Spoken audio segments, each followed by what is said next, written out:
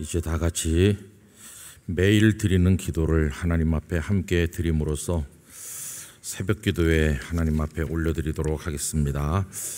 사랑의 하나님, 오늘도 저희를 깨워 새 하루를 맞게 하시니 감사합니다.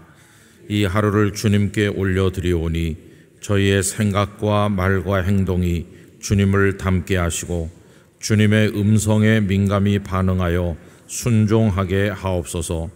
세계 곳곳의 전쟁과 각종 재난으로 신음하는 이들을 긍휼히 여겨주시고 억울하고 마음이 상한 자들을 위로해 주시며 하나님의 평화가 강물처럼 흐르게 하옵소서.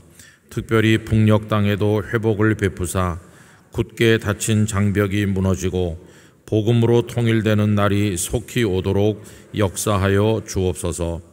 무엇보다 저희 교회가 주님께서 맡기신 예배와 교육과 선교, 성도의 교제와 봉사라는 5대 본질을 충실히 실천하게 하시며 모든 교육자들과 성도들이 성령님의 인도하심을 따라 주신 사명을 향해 비상하게 하옵소서.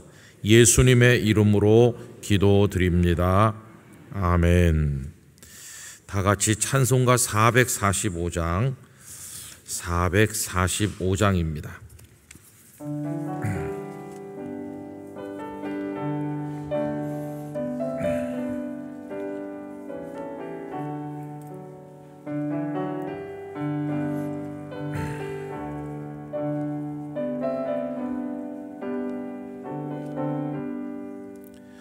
태산을 넘어 험곡에 가도 빛 가운데로 걸어가면 주께서 항상 지키시기로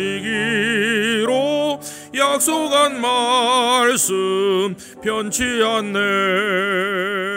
하늘의 영광, 하늘의 영광, 나의 맘속에 차고도 넘쳐 할렐루야를 힘차게 불러 영원히 주를 찬양하리. 캄캄한 밤에 다닐지라도 주께서 나의 길 되시고 나에게 밝은 빛이 되시니 길 잃어버릴 염려 없네. 하늘의 영광, 하늘의 영광, 나의 맘속에 차고도 넘쳐 할렐루야를 힘차게 불러 영원히 주를 찬양하리. 광명한 급이 마음에 받아 찬란한 천국 바라보고 할렐루야를 힘차게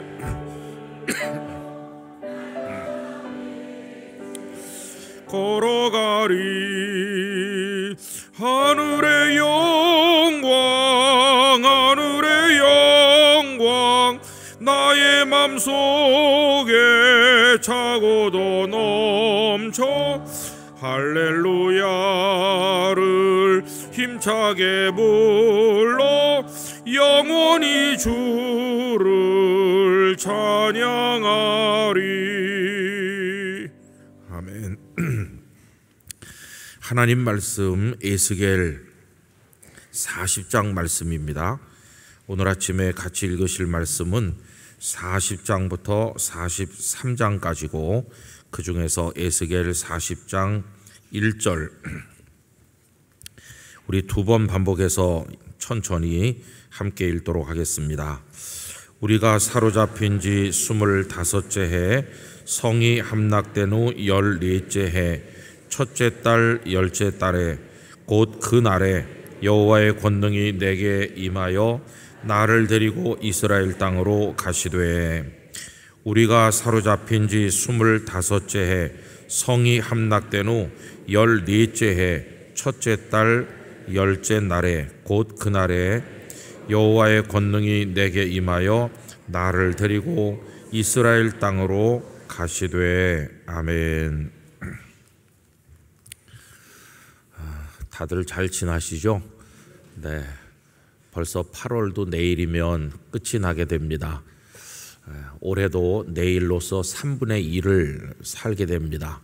그리고 이제 3분의 1 남게 되는데 늘 가을철이 되면 저는 마음이 분주하고 그래 왔습니다. 왜 그러냐 하면 돌아오는 월요일, 화요일에는 벌써 우리 교회 목회자들하고 장로님들이 내년도를 위한 준비를 위해서 1박 2일 정책당회라는 이름으로 모이거든요. 그러니까 벌써 교회는 아직도 4달이나 남았지만 내년을 위해서 준비합니다. 그래서 내년에는 우리가 어떻게 마음을 가지고 살아야 될까 이렇게 기도하는 가운데 지난 여름 되기 훨씬 전에 내년은 우리 교회 81주년이다. 그래서 81주년은 80주년으로 마무리할 걸 마무리하고 이제 새로 시작하는 해다. 그래서 제 마음에 하나님께서 주시는 감동이 개척교회를 시작하는 마음으로 시작해라 하는 감동을 제 마음에 주시더라고요. 그래서 여러분, 내년에는 모든 성도들이 80년 묵은 교회 성도같이 다니지 말고 내가 이제 새로 처음 예수님을 믿는다, 내가 개척교회 목사가 됐다, 그런 마음으로 우리가 새로운 하나님의 축복의 미래를 향해서 나갔으면 좋겠다 하는 생각이 들었습니다. 그러면서 벌써 내년을 위해서 준비하다 보니까 올해가 다 끝난 것 같은 느낌이 드는 거예요. 조금 있으면 추수감사절이 올 것이고 조금만 더 있으면 성탄절도 오고, 그래서 이 마지막 4달 남은 올해 3분의 1 남은 시간은 그 이전 시간들보다 훨씬 빠른 것 같고, 그리고 또 아름답게 물들었던 나뭇잎이 금방 낙엽이 돼서 떨어지고 뭔가 시간을 재촉하는 것 같은 그런 느낌이 이 가을철에 느끼는 느낌입니다. 그래서 마음이 더 분주하고 스산하기 쉽지만 우리 성도님들 남아있는 4달을 더 알차게 하루하루를 보람있게 하나님 안에서 살게 되시기를 바랍니다. 그래서 올해를 잘 마무리하고 우리 교회도 80주년 여러 가지 일들을 잘 마무리하고 또 내년으로 넘어가도록 많이 기도해 주시면 감사하겠습니다. 세상이 다 제정신이 아니어서 그런지 비도 제정신이 아닌 것 같아요. 갑자기 그냥 막 확 쏟아졌다가 갑자기 멈췄다가 그러는데, 오늘 새벽에 아마 예배당에 오시려고 생각하고 나오던 분들 중에는 먼 데서 오시는 분은 비를 맞은 분도 계실지도 모르겠고, 쏟아져 가지고 나오다 말고 도로 들어간 분도 계실지도 모르겠다 하는 생각이 듭니다. 세상이 그렇게 요지경이고 복잡한데 도대체 뭘 믿고 무엇을 기준으로 살아야 될까? 여러분, 오늘 우리 책자에 보면 무엇이 기준인가 이렇게 제목을 달아놨거든요. 여러분, 뭐가 기준일까요? 오늘 읽은 40장 1절 우리가 2번이나 반복해서 읽었는데, 평소에 성경 읽으실 때 오늘 우리가 이렇게 생각하려고 하는 이 말씀은 아마 대개 마음을 많이 두지 않으시고 슬쩍 넘어가실 거라고 생각합니다. 왜 그러냐 하면 내용이 있는 것 같지 않거든요. 25째 해, 또 성이 함락된 후 14째 해, 첫째 달 10째 날, 곧 그날. 날짜가 이렇게 많이 나와? 그러면서 그냥 대충 읽어 내려가시는 분들이 아마 많으실 것 같아요. 근데 여러분, 저는 여기 이 1절을 읽으면서 참 많은 위로도 받고 하나님의 따뜻한 사랑을 느낄 수가 있었다고 생각합니다. 이 1절이 그래서 대단한 말씀이에요. 그래서 오늘 새벽에는 이 1절을 같이 나누려고 하는데, 거기 다시 한번 보시면 우리가 그랬죠. 우리는 에스겔 선지자를 포함한 다른 사람들, 우리라고 하는 겁니다. 그럼 여러분, 제가 기회 있을 때마다 늘 말씀드렸는데 남한국 유다가 바벨론에 의해서 무너지지 않았습니까? 그런데 바벨론의 느부갓네살은 단번에 싹 쓸어버린 게 아니에요. 3번에 걸쳐서 침략을 했는데 첫 번째 침략이 BC 605년입니다. 그때 와가지고 다니엘의 친구들 뭐 그런 분들이 잡혀간 것이 그 BC 605년이에요. 그런데 예레미야 29장에 보면 하나님께서 예레미야에게 몇십 년이 지나면 돌아오게 하겠다고 하시죠. 70년이 차면 포로로 끌려간 사람들이 돌아오게 하겠다 이렇게 하시잖아요. 그게 기준이 되는 해가 언제냐 하면 그 BC 605년이에요. 바벨론 군대가 쳐들어와서 포로들을 잡아가고 물건을 약탈하던 그 605년을 기준으로 70년째 되는 해 돌아온다. 그럼 여러분, 그들이 고레스 왕이 돌아가라 그래가지고 수르바벨을 총독으로 삼고 예루살렘으로 귀환한 1차 귀환이 있었던 해가 언제냐 하면은 BC 536년이에요. 그러니까 605년에 첫 번째 잡혀갔는데 536년에 수르바벨과 백성들이 돌아왔으니까 햇수로 정확히 70년째 되는 해 돌아온 거예요. 여러분, 하나님의 약속은 하나도 틀림이 없어요. 그리고 두 번째 침략이 언제 있었냐면은 BC 597년 1차 침략이 있고 나서 8년 지난 다음에 느부갓네살이 두 번째 쳐들어왔어요. 그래서 왕이 된 지 석 달밖에 안 된, 겨우 18살밖에 안 된 여호야긴이라는 젊은 왕을 끌어내려서 잡아가면서 그때도 많은 사람들을 끌어갔는데 그때 끌려간 사람 중에 한 분이 오늘 우리가 읽는 이 말씀을 하나님께 받아서 전한 이 에스겔 선지자인 거예요. 그러니까 오늘 읽은 40장 1절에서 우리가 사로잡힌 지 25째 해라고 말하는 거는 BC 597년으로부터 계산해서 지금 바벨론에 간 지가 몇 년째라는 겁니까? 25년 됐다는 거예요. 25째 해니까. 그리고 그 해는 동시에 어떤 해냐 하면 예루살렘이 바벨론의 세 번째 침략을 받아서 완전히 그냥 성이 다 무너지고 성전도 불타고 시드기야 왕도 두 눈이 뽑힌 채로 끌려가 죽고 이렇게 비극이 일어난 지 거기 몇 해째라고 그럽니까? 14째 해라는 거예요. 그러면은 예루살렘이 세 번째 침략받은 게 언제냐 하면은 BC 587년입니다. 그런데 587년에 느부갓네살의 군대가 성을 에워쌌는데 그때 예루살렘에 남아있는 백성들이 목숨 걸고 버티는 거예요. 그래서 1년이 훨씬 넘도록 버텼어요. 그래서 성이 다 무너지고 불타고 무너진 거는 그 이듬해 586년이에요. 586년. 그러니까 성이 함락된 게 586년인데 그때로부터 따져서 지금 몇 해째라고 하는 겁니까? 14째 해라고 하는 거예요. 그래서 여러분 이런 거 저런 거 계산을 해보면 이때가 BC 572년쯤 돼요. 572년.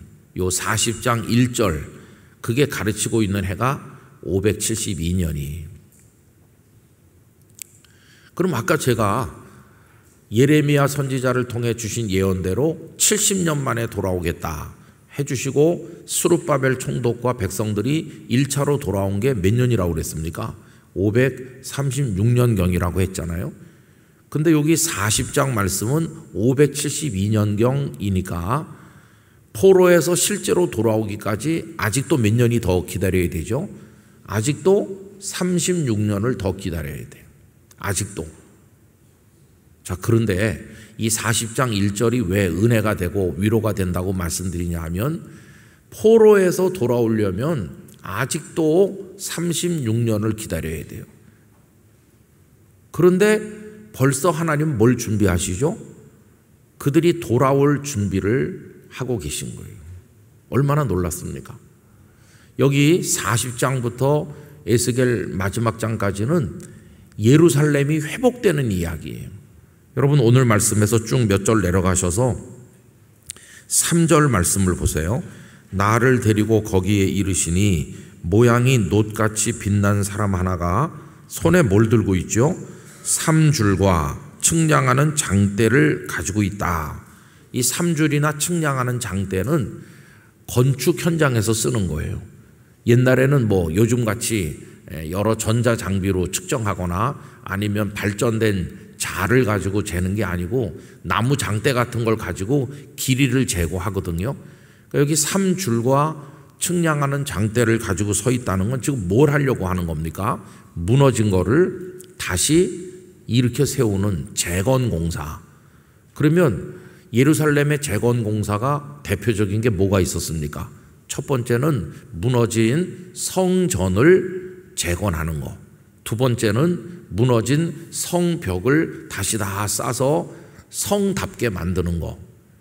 지금 여기 3줄과 측량하는 장대를 가지고 있다는 거는 이 무너진 예루살렘이 다시 다 세워져서 예전의 영광을 회복하게 될 것을 하나님께서 에스겔에게 환상으로 보여주시는 거예요. 그래서 여러분 거기 4절로 가서 보면 그 사람이 내게 이르되 인자야 내가 네게 보이는 그것을 눈으로 보고 귀로 들으며 내 마음으로 생각할지어다. 내가 이것을 네게 보이려고 이리로 데리고 왔나니 너는 본 것을 다 이스라엘 족속에게 전달할지어다 하더라. 눈으로 보고 귀로 듣고 마음으로 생각하라는 거는 이건 정말로 중요하고 꼭 이루어질 것이니까 명심해서 그래서 사람들에게 전해주라 하는 것입니다. 그 다음에 이제 5절 이하를 가서 쭉 여러분 나중에 집에서 성경을 읽어보시면 그 3줄과 측량하는 장대를 가지고 이렇게 재는, 그래서 어디까지가 몇 척이고 뭐 얼마고 장대 몇 개고 이렇게 그걸 재는 게 나와요. 드디어 이제 무너진 성전과 성벽을 다시 세우기 위해서 기초 준비를 하는 것이. 그래서 그 다음에 41장, 42장, 43장 쭉 읽어 내려가 보면 예루살렘이 새로운 도시처럼 성읍처럼 재건되는 영광스러운 이야기가 쭉 나와요. 그리고 47장에 가면 참 멋진 말씀이 나오죠. 드디어 성전이 완공됐어요. 그런데 이 에스겔이 환상 중에 보니까 성전 문지방에서 물이 흘러나오는데 그게 생명의 물인 거죠. 그래서 맨 처음에는 그 물이 어느 정도 찼습니까? 발목에 차다가, 그 다음에는 무릎에 차다가, 나중엔 허리에 차다가, 나중에는 막 창이란 강물처럼 돼가지고 헤엄을 쳐야 될 만큼 넘쳐나고 양쪽 뚝에는 생명나무들이 쭉 자라는 환상을 보여주시잖아요. 여러분 이게 뭡니까? 하나님께서 예루살렘을 회복하시고 은혜와 축복을 쏟아주실 것을 그렇게 말씀한 것이. 그리고 이제 에스겔 맨 마지막 장 한번 펴보세요. 에스겔 맨 마지막 장 48장 맨 끝절 35절 우리 다 같이 읽어보도록 합시다. 그 사방의 합계는 18,000척이라 그날 후로는 그 성읍의 이름을 여호와 삼마라 하리라. 할렐루야. 그렇게 회복된 그 영광스러운 예루살렘을 이제부터는 뭐라고 부르냐 하면 여호와 삼마라고 부를 것이다. 그럼 여호와 삼마가 무슨 뜻인지 거기 주석에 설명이 나와 있잖아요. 1번 맨 끝에 내려가 보면 여호와께서 거기에 계시다. 그게 여호와 삼마예요. 하나님의 영광이 떠나고 우상이 가득하고 더러워져서 심판받아 멸망했던 그 예루살렘이 이제는 다시 재건되고 하나님께서 그 안에 거하시는 여호와 삼마의 영광스러운 성읍으로 재건될 것이다 하는 걸 보여주는 거예요. 여러분 우리들의 가정과 이 땅의 교회들이 여호와 삼마처럼 세워지길 바랍니다. 근데 지금 이 환상을 언제 보여주시는 거죠? 아직도 포로가 돌아가려면 36년이나 기다려야 되는데 이걸 여기 40장에서 미리 보여주시는 거예요. 아직도 한참 남았어요. 그런데 하나님은 벌써 계획을 다 세우고 계신 거예요. 아직도 그들이 돌아가서 예루살렘 성전 재건하고 성을 재건하려면 세월이 오래 기다려야 되지만은 세월을 이미 하나님은 마음속에서 다 준비하고 계신 거예요. 여러분, 세상은 너무나 야속하기도 하고 믿을 수 없고 변하고 그렇습니다. 내가 누굴 믿고 살아야 되나? 오늘 무엇이 기준인가 그랬는데, 여러분, 기준은 하나님밖에 없습니다. 하나님의 우리를 향한 뜻 흔들리지 않고, 우리를 향한 하나님의 사랑 변질되지 않고, 하나님께서는 말씀하신 대로 정확히 이루시는 하나님이십니다. 70년 후에 돌아오게 하겠다고 예레미야를 통해 말씀하셨을 뿐만 아니라 벌써 그 예루살렘이 어떻게 재건될지 하나님은 다 측량하는 장대를 가지고 이미 준비하고 계신 것이. 우리는 지금 답답해서 숨을 못 쉴 것 같고 세상이 왜 이렇지 그러고 있지만, 하나님은 우리가 모르는 사이에 일하고 계신 것이. 그래서 바라볼 기준이 되는 분은 하나님밖에 없어요. 여러분, 너무 정치에 몰입되지 마시기를 바랍니다. 여당은 야당되고 야당은 여당되고 뭐 그러면서 세월이 흘러가는 거고, 개중에는 좀 괜찮은 사람도 있고 좀 형편없는 사람도 있고 뭐 다 그런 거고, 저 사람 형편없는데 했는데 의외로 정치를 잘하는 분도 있어요.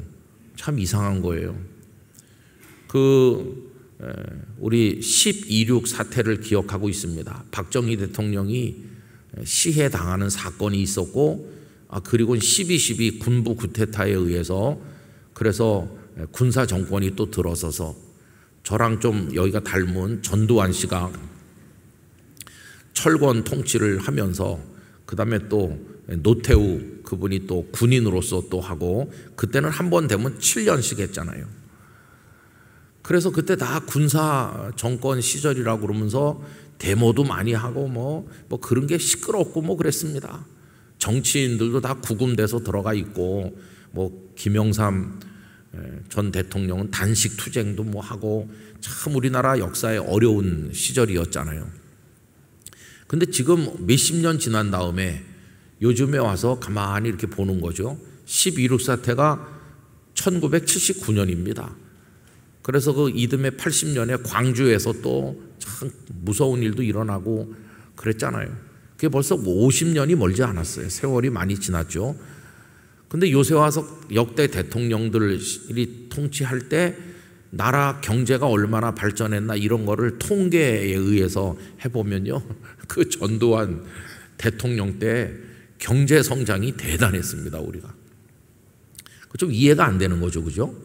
그래가지고 그 전두환 대통령이 있는 동안에 1년에 7% 8% 급성장해가지고, 그래서 우리가 뭘 따냈습니까? 88 올림픽을 따내는데 성공했어요. 그래가지고 이제 그 다음 노태우 대통령이 또 그때 이제 올림픽이 개최됐잖아요. 아니, 그 두 분은 군인이고 말이지 무식하게 총칼로 권력을 빼앗아가지고 해먹었다 말하자면 다 그렇게 욕했는데, 통계 숫자는 그때가 엄청 발전했다. 박정희 대통령 때 경제 개발이 많이 됐고, 그리고 오히려 그 다음에 문민 정부부터 민간인 대통령이 들어오면서 IMF도 오고 뭐 더 힘들었다. 통계는 참 이상해요, 그죠? 그래서 저는 그런 거 보면 이런 생각이 들어요. 대통령은 뭐 김 씨가 할 수도 있고 이 씨가 할 수도 있고 박 씨가 할 수도 있고 뭐 그렇게 하고 또 뭐 그렇게 하지만 그 모든 것 위에 누가 계시나요? 그래요. 기준이 그래서 하나님이신 것이에요. 하나님. 여기 지금 유다가 망해버렸습니다. 하나님의 백성이 망해가지고 다 죽고 끌려가고 이 세상이 왜 이래 그러는데도 여기 지금 하나님은 벌써 그들을 회복시키기 위해서 준비하고 계시다. 그걸 이 40장 1절이 보여주는 거예요. 비단줄기 안 들어오는 캄캄한 시간이지만 벌써 저쪽에서는 태양이 가까이 떠오르고 있는 거예요. 아직 그 빛이 우리를 비추지는 않고 있지만 하나님이 떠오르게 하시는 태양이 조만간 우리를 비추게 될 것이, 그 하나님을 생각하면 오늘의 고통과 어려움을 이길 수 있는 힘이 우리에게 생기는 것이죠. 전에도 종종 말씀드렸지만 노아와 그의 가족이 방주에 처음 들어갈 때는 야, 우리 살았구나 그러면서 감격했겠죠. 그런데 방주에서 2달, 3달, 4달 그 답답한 공기도 안 통하는 방주에서 컴컴한 데서 그 냄새나는 짐승의 오물 속에서 그렇게 사니까 그 다음에는 막 힘들었을 거예요. 그런데 하나님은 이미 바깥에 바람이 불게 하시고 물이 줄어들게 하시고 그들이 내릴 수 있는 육지를 준비하고 계시던 거예요. 그 창세기 거기 읽어보면 하나님께서 그들을 기억하사 물이 줄어들게 하고 계셨다. 여러분, 우리가 몰라서 그렇지 하나님은 우리를 위해 일하고 계십니다. 하나님은 다 계획이 있으십니다. 하나님의 뜻은 이미 준비되고 있고 하나님은 차근차근 당신의 때를 위해서 다 진행시키고 계시다. 반드시 하나님의 계획과 뜻대로 이루어진다. 나는 그래서 하나님께만 마음을 두고 살겠다. 이게 우리의 기준이 돼야 되는 거예요. 생명도 그래요. 며칠 못 갈 것 같은 사람이 몇 년을 살기도 하고 건장하던 사람이 금방 가시기도 하고 그래요. 이거 알 수가 없더라고요. 부산에서 목회할 때 어떤 집사님이 댁에서 운명하시는데 가족이 다 모이고 아들, 딸, 창원 곳곳에 있는 자녀들 다 오고 전화가 따르릉 와갖고 목사님 죄송한데요. 우리 아버지가 지금 숨이 넘어가시려고 하는데 시간 있으시면 와서 기도 한번 해주세요. 시간이 없어도 가야지. 냅다 달려가가지고 보니까 그냥 울고 난리 났어요. 깡마른 집사님이 누워 계시고 미동도 없이 누워 있고 그리고 저 뒤에는 우리 교회와 관계가 돼서 일하시던 장이사 집사님이 와서 이미 대기하고 있고 제가 이제 기도하고 숨 지시면 장이사 집사님이 이제 다 일을 시작할 판이에요. 그래 가가지고 이렇게 보니까 아직도 따뜻한 손끝에 온기가 느껴지더라고요. 저는 또 영안이 어둡기 때문에 임종을 위한 기도를 했어요. 영혼을 받아주시고 장례도 잘 치를 수 있도록 가족들의 마음을 담대하게 해주시고 하나님이 그날 무척 웃으셨을 것 같아요. 이놈아 오늘 안 죽는다. 그리고 집에 와서 이제 기다렸어요. 연락이 오면 또 가서 이제 장례를 시작해야 되니까 아버지 임종하시면 교회로 연락 주세요. 기다려도 연락이 안 오고 그날도 안 오지 그 다음 날도 안 오지. 그래서 이제 전화를 해봤어요. 그랬더니 그 상태로 계속 계시다고. 장이사 집사님도 기다리다 지쳐서 갔고 먼 데서 온 아들도 가고 딸도 가고 다 갔다는 거예요. 그러다 그분은 다시 부활하듯 살아났습니다. 그래가지고 교회 몇 년 잘 나오시고 성경 완필하시고 통독도 여러 번 하시고 그리고 매주 예배드리러 나오셨다가 수년 후에 하늘나라에 가셨습니다. 그래서 수년 후에 돌아가신다고 할 때 사람들이 이번엔 진짜일까? 이렇게 생각했습니다. 근데 여러분, 건장한 사람, 병원 문턱에도 안 가봤어요. 그런 사람이 어느 날 갑자기 돌연사라는 이름으로 가기도 하더라고요. 그래서 생명도 하나님의 손에 있고 한 나라의 흥망성대도 하나님의 손에 있고 다 하나님의 손에 있습니다. 여기 바벨론에게 유다가 망한 거 그게 벌써 예레미야가 얘기했잖아요. 너희의 죄가 많아서 하나님이 느부갓네살 군대 데려다가 너희들 종아리 때리는 거니까 너희들 망할 거야. 미리 다 말씀했어요. 하나님의 각본대로 다 되는 거예요. 그러니까 눈앞에서 벌어지는 일 때문에 막 좌절하거나 흥분하지 말고 모든 것 위에서 모든 걸 주관하시는 하나님을 바라봐야 되는 거죠. 영락교회 성도들의 신앙의 기준 하나님이시고 하나님의 말씀밖에 없어요. 아무 다른 거 없어요. 여러분 영상 인터넷에 떠도는 거 많이 보면서 홍모, 박모, 김모 목사님이 그러는데 이렇다던데 그런 거 들을 필요가 없어요. 이 하나님 말씀이 있잖아요. 그죠? 유튜브에 2단이 얼마나 많이 2단 아닌 척 하면서 하는지 아십니까? 2단의 장점은 말을 잘한다는 거예요. 어떻게 여기 은사가 있는지 2단 듣고 있으면요 쏙 빨려 들어가고. 그래서 유튜브 영상에서 은혜 받으려고 하는 거 위험한 겁니다. 하나님의 교회에서 예배 잘 드리고 이 말씀 묵상 많이 하시고, 그래서 나는 세상에 누가 말해도 내 신앙의 기준은 하나님이시다, 하나님의 말씀이시다. 영락교회도 이 기준 위에 서야 되는 것이 하나님의 말씀, 하나님 아버지, 그분이 우리의 기준이 되는 거예요. 하나님이 허락하지 않으면 우리 머리털 하나도 사탄이 건드릴 수 없는 것이에요. 아무리 내가 인간적 방법을 다 동원해도 하나님께서 손 떼면 그냥 떨어져 박살나는 유리 그릇처럼 깨지고는 게 우리 인생이에요. 철저하게 하나님만 붙들고 의지하며 하나님께 모든 삶의 기준을 두고 살아갈 수 있기를 간절히 축원합니다. 기도하겠습니다. 존귀하신 아버지 하나님, 모든 것 위에 계시고 모든 것을 뜻대로 주관하시고 모든 것을 은혜로 세우시는 아버지 하나님을 믿습니다. 아버지를 바라봅니다. 아버지의 뜻대로 개인도 가정도 교회도 나라도 세계도 이루어질 줄로 믿습니다. 하나님을 기준 삼아 하나님의 말씀을 잣대 삼아 살아갈 수 있도록 은혜를 주시고, 눈앞에서 벌어지는 일로 좌절하지도 흥분하지도 말게 하시고 일이 일비하지 않게 하시고 영원하신 하나님께 우리를 맡겨 살아가도록 은혜 주옵소서. 벌써 3분의 2가 지나갑니다. 내일 8월의 마지막 날 마지막 주일 예배를 하나님 앞에 올려드립니다. 주의 영이 충만한 예배가 되게 하여 주시옵시고 하나님께는 영광이요 저희에게는 큰 은혜가 되는 예배 드리게 하여 주시옵소서. 우리 성도들이 가지고 나온 기도의 제목을 따라 응답해 주시고 각자 위에 하나님의 영으로 기름 부어 주시옵소서. 예수님의 이름으로 기도드리옵나이다.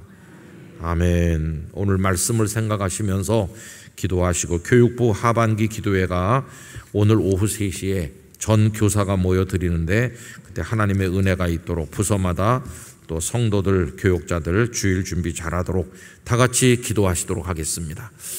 거룩하신 아버지 하나님 감사합니다. 언제나 하나님을 바라보고 이미 우리를 위해 뜻대로 일하고 계시는 하나님을 흠모하도록 도와주시길 원합니다. 포로 상태로 있고 예루살렘은 무너진 상태로 있지만 하나님께서는 이미 일하고 계십니다. 이미 준비하십니다. 하나님의 말씀은 반드시 이루어질 것입니다. 하나님의 뜻대로 될 것입니다. 아버지 하나님만 바라보며 하나님의 뜻에 생명을 맡기고 가정을 맡기고 교회들과 나라들을 맡기고 살아가도록 은혜를 주시옵소서. 오늘 교사 기도회가 있습니다. 교사들에게 하나님의 영으로 충만하게 역사하여 주시고 그들의 마음에 주님의 은혜를 쏟아주시기를 원하오며 강력하게 주의 영으로 함께하여 주시기를 원합니다. 사명을 가지고 충성된 교사로 기쁨의 교사로 살아가게 하여 주시옵소서. 내일 거룩한 주일 모든 성도가 마음의 준비, 예배 준비 잘하고 교육자들이 말씀 준비 잘하고 각 부서들마다 교회 학교 모든 예배들마다 하나님의 은혜가 가득한 복된 주일이 되게 하여 주시옵소서. 내일로 올해의 3분의 1을 마무리하게 될 터인데 남아있는 넉 달의 삶을 하나님의 은혜 가운데 살아가도록 이끌어 주시기를 기도드립니다. 이 새벽 저희 중에 역사하여 주시옵소서.